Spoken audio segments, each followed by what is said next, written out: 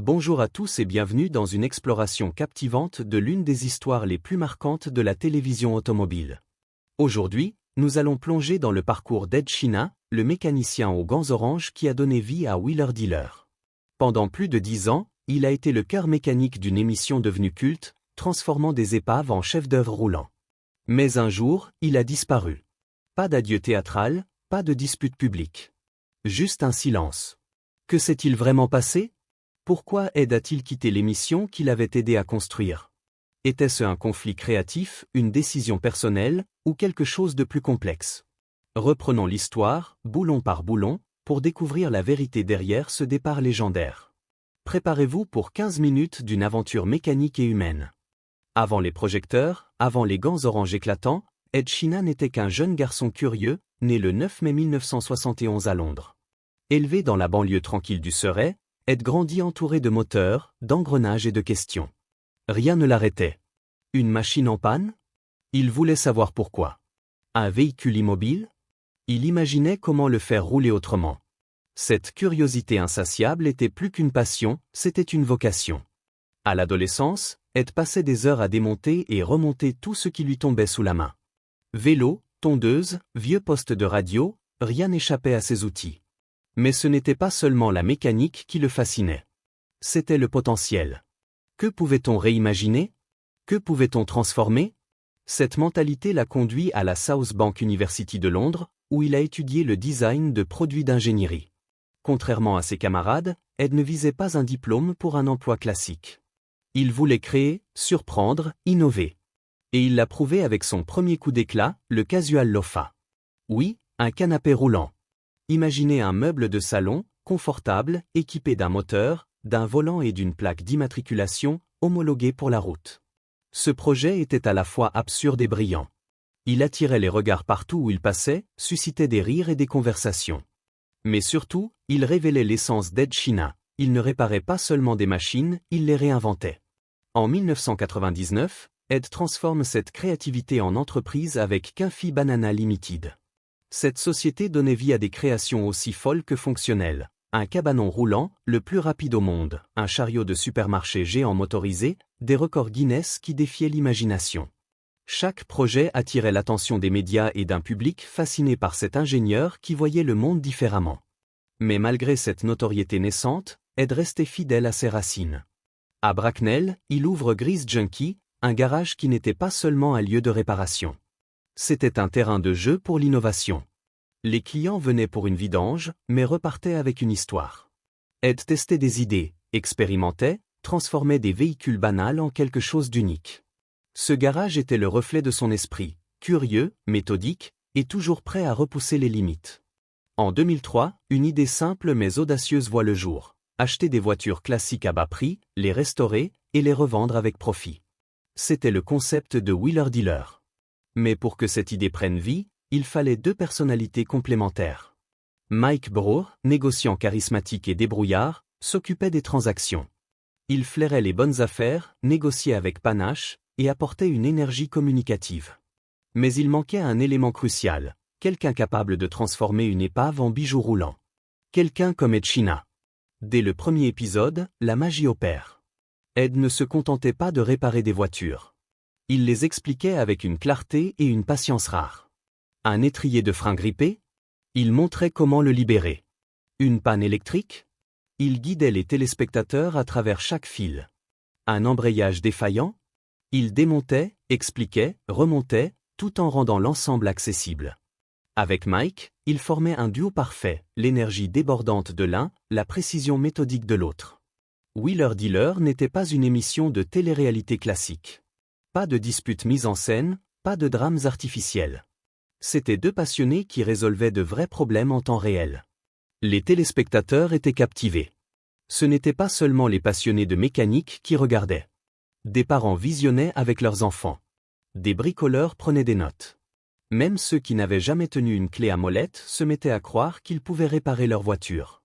Et cette accessibilité, cette confiance, on la devait à Ed. Il avait un don, ralentir le chaos. Il rendait la mécanique moins intimidante, presque amicale. Il enseignait sans jamais donner de leçons. Au fil des saisons, Wheeler Dealer devient un phénomène. Diffusée dans plus de 100 pays, traduite en plusieurs langues, l'émission conquiert un public mondial. Mais au cœur de ce succès, il y avait toujours un garage, une caméra, et un homme qui, un jour, avait décidé qu'un canapé devait avoir des roues. Les premières saisons étaient un équilibre parfait.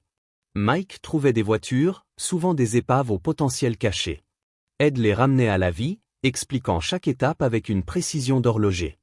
Les téléspectateurs apprenaient à remplacer un joint de culasse, à diagnostiquer une fuite d'huile, à rénover une carrosserie rouillée. Chaque épisode était une leçon, mais aussi une aventure. Et cet équilibre, cette authenticité, allait bientôt être mis à l'épreuve. Le succès a une manière sournoise de tout changer. Ce qui commence comme un projet passionné dans un modeste garage britannique peut, en quelques années, devenir une marque mondiale. Et c'est exactement ce qui est arrivé à Wheeler Dealer. À la 9e saison, en 2011, une décision majeure est prise, l'émission déménage en Californie. Sur le papier, tout semblait parfait. Les États-Unis offraient un trésor de voitures classiques, une culture automobile vibrante et un public immense. Des muscles cars aux roadsters européens, les possibilités étaient infinies. Le nouveau décor était un rêve de mécanicien. Des ateliers spacieux, des outils rutilants, des budgets plus généreux. Ed disposait de tout ce qu'il pouvait souhaiter, des coffres à outils plus hauts que lui, des pièces détachées à profusion, un climat idéal pour filmer. Mais en coulisses, quelque chose changeait. Le rythme s'accélérait. Les délais se resserraient. Les producteurs voulaient plus d'épisodes, plus vite. Les réparations, autrefois montrées en détail, étaient condensées en séquences de 90 secondes. Un démontage de moteur? Quelques plans accélérés et une voix off. Une restauration complète? Réduite à un montage rapide. Ed ressentait la différence. Pour lui, Wheeler Dealer n'était pas seulement une émission. C'était une mission, enseigner, inspirer, montrer que la mécanique était à la portée de tous. Mais dans ce nouveau format, les séquences en atelier où le cœur de l'émission étaient sacrifiées pour un style plus clinquant, plus commercial. Ed demandait plus de temps pour expliquer, pour montrer le pourquoi derrière le comment. Il filmait des gros plans après les heures de tournage, espérant qu'ils soient conservés. Beaucoup étaient coupés au montage. Il restait tard, ajustant des détails non pas pour les caméras, mais pour les téléspectateurs qui mettaient sur pause, revenaient en arrière, apprenaient. Pour Ed, il ne s'agissait pas de temps d'antenne. Il s'agissait de valeur. Il avait bâti son identité sur la transparence, sur des réparations authentiques. Mais dans ce nouveau système, cette identité s'effaçait peu à peu, plan après plan. Mike Brough, lui, était dans une position délicate. Pragmatique, il comprenait que l'émission devait évoluer pour survivre dans un paysage médiatique compétitif. Mais il savait aussi que l'authenticité d'Ed était l'âme de Wheeler Dealer. Il tentait de ménager les attentes des producteurs tout en soutenant son partenaire. Mais la tension montait, comme la pression dans un cylindre scellé. Les téléspectateurs eux-mêmes commençaient à le remarquer. Sur les forums, les réseaux sociaux, les fans posaient des questions. Pourquoi les réparations étaient-elles si courtes? Où étaient passés les démontages détaillés de boîtes de vitesse? Pourquoi tout semblait-il si précipité? La réponse était simple, le temps. Les producteurs voulaient plus de contenu, plus vite. Les sponsors voulaient des résultats. La chaîne voulait de la croissance. Dans cette équation, la nuance devenait un luxe, et c'était un luxe qu'Ed refusait d'abandonner. En mars 2017, tout change. Pas d'adieu théâtral, pas de dispute publique. Juste une vidéo de 6 minutes sur la chaîne YouTube d'Ed. Intitulée I'm Leaving Wheeler Dealer, elle est simple, posée, mais percutante. Ed explique que l'émission change. Les séquences en atelier, le cœur technique du programme, sont réduites au profit d'un format plus rapide. Pour lui, c'est inacceptable. Je ne pouvais plus continuer, dit-il, avec une certitude tranquille. Il exprime sa gratitude envers les fans, envers Mike Brough, envers la chaîne. Mais sous la politesse, le poids du moment est palpable. Ed a tracé une ligne, il préfère partir que compromettre la qualité de son travail. La vidéo fait l'effet d'une bombe. En quelques heures, elle atteint des centaines de milliers de vues. Les fans sont choqués. Pour beaucoup, Ed était Wheeler Dealer. Il était la constante rassurante, celui qui expliquait sans condescendance, qui ne précipitait rien. Son départ laissait un vide et beaucoup de questions. Mais la réaction prend une tournure sombre. Une partie du public reporte sa frustration sur Mike Brough. Les accusations pleuvent. Mike n'aurait pas assez lutté pour garder Ed, il aurait pris le parti de la chaîne, il aurait laissé l'âme de l'émission lui échapper. Souvent infondées, ces critiques se propagent rapidement. Certains messages franchissent les limites, des attaques personnelles inondent la messagerie de Mike, certains impliquant même sa famille. Mike réagit finalement lors d'un podcast. Ses mots sont directs, il n'y a pas eu de dispute, pas de conflit, pas de drame. Un gars a quitté son boulot, c'est tout, dit-il. Selon lui, Ed avait simplement choisi de suivre sa propre voie. Il ajoute, sans amertume, que si Ed avait critiqué publiquement la direction de l'émission, lui-même avait choisi de ne pas répondre sur le même ton. Mike révèle que la dernière fois qu'il a vu Ed, c'était dans un bar d'hôtel à Paris. Ils avaient bu quelques verres, ri, puis s'étaient séparés en bons termes. Mais après la vidéo et la tempête médiatique, le contact s'est rompu. Ed tente d'apaiser les tensions. 6 jours plus tard, il publie une seconde vidéo. Cette fois, il ne parle pas de l'émission, mais de Mike. Il condamne les attaques contre son ancien collègue, affirmant que personne ne mérite des menaces ou des messages haineux. Il rappelle que Wheeler Dealer était un travail d'équipe et que Mike n'avait aucun contrôle sur les décisions éditoriales. C'est un geste noble, destiné à calmer les esprits. Mais à ce stade, la fracture dans la communauté est déjà profonde. En 2018, un nouveau visage entre dans l'atelier, Anne Tansted, ancien policier devenu mécanicien talentueux. Il apporte son propre style, rapide, sympathique, compétent. Mais ce n'est pas Ed et il ne prétend pas l'être. Il hérite non seulement d'un rôle, mais du poids des attentes. Chaque boulon serré est comparé à l'héritage de son prédécesseur. Wheeler Dealer continue, les lumières de l'atelier restent allumées, mais quelque chose a changé, non seulement dans l'émission, mais dans le lien avec les spectateurs. Le succès a une manière sournoise de tout changer. Ce qui commence comme un projet passionné dans un modeste garage britannique peut, en quelques années, devenir une marque mondiale. Et c'est exactement ce qui est arrivé à Wheeler Dealer.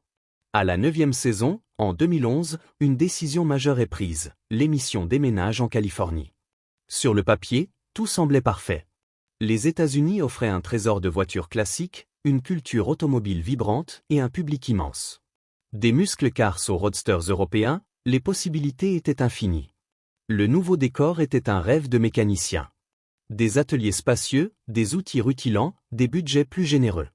Ed disposait de tout ce qu'il pouvait souhaiter. Des coffres à outils plus hauts que lui, des pièces détachées à profusion, un climat idéal pour filmer. Mais en coulisses, quelque chose changeait. Le rythme s'accélérait. Les délais se resserraient. Les producteurs voulaient plus d'épisodes, plus vite. Les réparations, autrefois montrées en détail, étaient condensées en séquences de 90 secondes. Un démontage de moteur? Quelques plans accélérés et une voix off. Une restauration complète? Réduite à un montage rapide. Ed ressentait la différence. Pour lui, Wheeler Dealer n'était pas seulement une émission. C'était une mission, enseigner, inspirer, montrer que la mécanique était à la portée de tous. Mais dans ce nouveau format, les séquences en atelier où le cœur de l'émission étaient sacrifiées pour un style plus clinquant, plus commercial. Ed demandait plus de temps pour expliquer, pour montrer le pourquoi derrière le comment. Il filmait des gros plans après les heures de tournage, espérant qu'ils soient conservés. Beaucoup étaient coupés au montage. Il restait tard, ajustant des détails non pas pour les caméras, mais pour les téléspectateurs qui mettaient sur pause, revenaient en arrière, apprenaient. Pour Ed, il ne s'agissait pas de temps d'antenne. Il s'agissait de valeur. Il avait bâti son identité sur la transparence, sur des réparations authentiques. Mais dans ce nouveau système, cette identité s'effaçait peu à peu, plan après plan. Mike Brough, lui, était dans une position délicate. Pragmatique, il comprenait que l'émission devait évoluer pour survivre dans un paysage médiatique compétitif. Mais il savait aussi que l'authenticité d'Ed était l'âme de Wheeler Dealer. Il tentait de ménager les attentes des producteurs tout en soutenant son partenaire. Mais la tension montait, comme la pression dans un cylindre scellé. Les téléspectateurs eux-mêmes commençaient à le remarquer. Sur les forums, les réseaux sociaux, les fans posaient des questions. Pourquoi les réparations étaient-elles si courtes ? Où étaient passés les démontages détaillés de boîtes de vitesse? Pourquoi tout semblait-il si précipité? La réponse était simple, le temps. Les producteurs voulaient plus de contenu, plus vite. Les sponsors voulaient des résultats. La chaîne voulait de la croissance. Dans cette équation, la nuance devenait un luxe, et c'était un luxe qu'Ed refusait d'abandonner. Bonjour à tous et bienvenue dans une exploration captivante de l'une des histoires les plus marquantes de la télévision automobile. Aujourd'hui, nous allons plonger dans le parcours d'Ed Sheeran, le mécanicien aux gants oranges qui a donné vie à Wheeler Dealer. Pendant plus de 10 ans, il a été le cœur mécanique d'une émission devenue culte, transformant des épaves en chefs-d'œuvre roulants. Mais un jour, il a disparu. Pas d'adieu théâtral, pas de dispute publique. Juste un silence. Que s'est-il vraiment passé? Pourquoi Ed a-t-il quitté l'émission qu'il avait aidé à construire? Était-ce un conflit créatif, une décision personnelle, ou quelque chose de plus complexe? Reprenons l'histoire, boulon par boulon, pour découvrir la vérité derrière ce départ légendaire. Préparez-vous pour 15 minutes d'une aventure mécanique et humaine.